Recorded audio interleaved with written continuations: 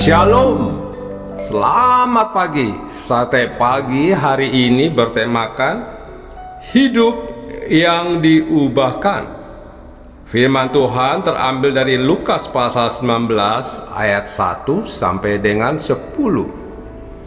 Tetapi Sakyus berdiri dan berkata kepada Tuhan, "Tuhan, setengah dari milikku akan kuberikan kepada orang miskin, dan sekiranya ada sesuatu yang kuperas dari seseorang, akan kukembalikan 4 kali lipat." Kata Yesus kepadanya, "Hari ini telah terjadi keselamatan kepada rumah ini, karena orang ini pun anak Abraham." Setiap kita tentu sudah tidak asing lagi dengan apa yang disebut kupu-kupu. Ada bermacam-macam jenis kupu-kupu, namun kesannya tetap sama, yaitu binatang yang indah. Apalagi kupu-kupu yang sayapnya berwarna-warni terlihat sangat indah.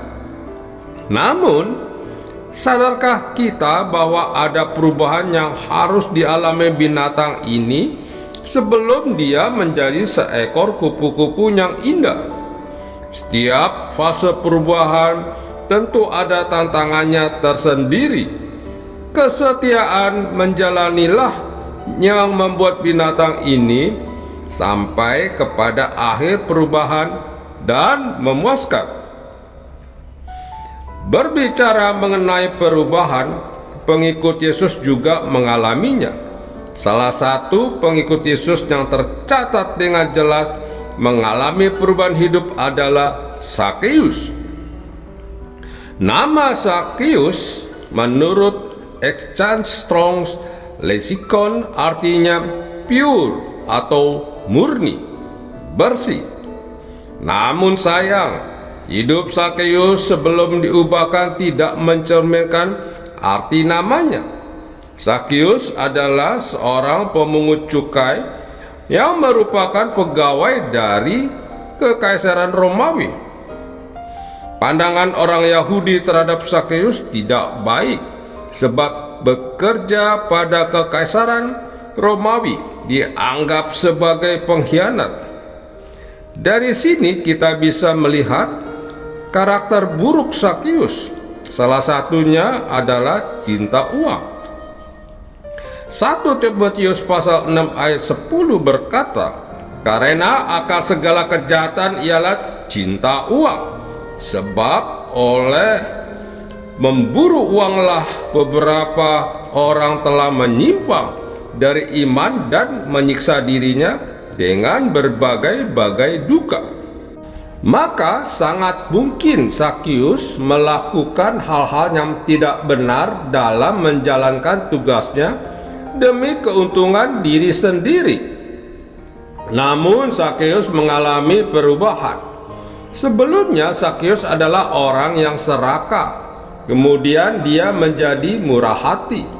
Sebelumnya dia tidak peduli kepada orang miskin, melainkan hatinya dipenuhi belas kasihan. Perubahan Sakyus terjadi setelah mengalami perjumpaan dengan Yesus. Terlihat ada kerinduan Sakyus untuk bertemu dengan Yesus sampai dia harus naik pohon ara. Bak gayung bersambut kerinduan Sakyus itu pun ditanggapin Yesus dengan keinginannya untuk singgah di rumah Sakyus. Tanpa basa-basi, Sakyus pun menerima Yesus di rumahnya.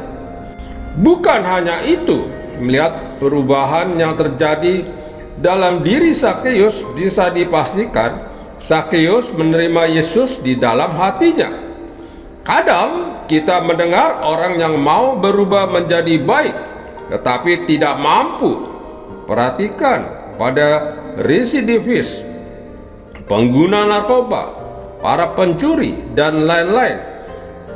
Adalah tugas kita untuk mendoakan mereka dan mempertemukan mereka dengan Yesus. Perjumpaan dengan Yesuslah yang akan memampukan mereka untuk berubah menjadi baik. Di sisi lain, kita sebagai orang percaya juga dituntut untuk menjadi lebih baik lagi sampai mencapai kesempurnaan. Untuk itu, jangan pernah tinggalkan persekutuan pribadi dengan Tuhan. Sesibuk apapun kita, harus tetap ada waktu untuk persekutuan pribadi dengan Tuhan. Sebab itulah yang membentengi kita untuk tidak melakukan kejahatan. Bahkan hidup kita bisa semakin lebih baik. Amin. Mari kita berdoa. Bapa Surgawi, aku berdoa untuk orang-orang jahat yang ada di sekitarku. Lawatlah mereka sehingga mereka mengalami perubahan hidup menjadi orang yang benar. Di dalam nama Tuhan Yesus aku berdoa. Amin.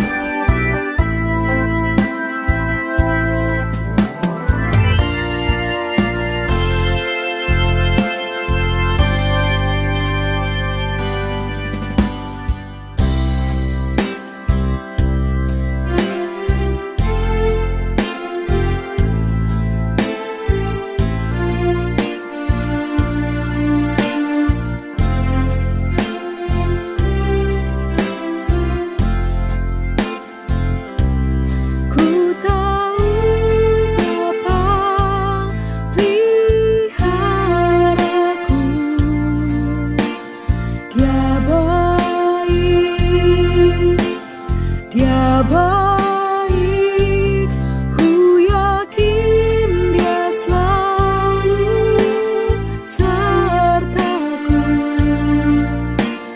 Dia baik bagiku. Lewat badai cobaan, semuanya baik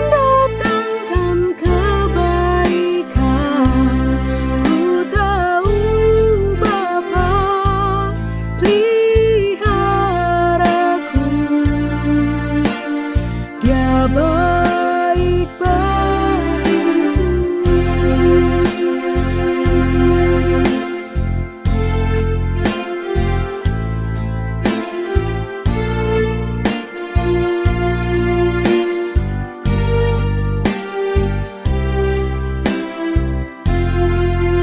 Oh, ku tahu Bapa peliharaku.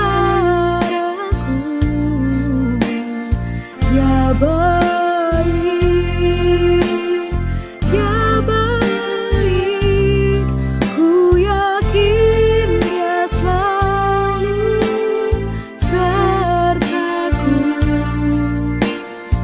Dia baik bagiku.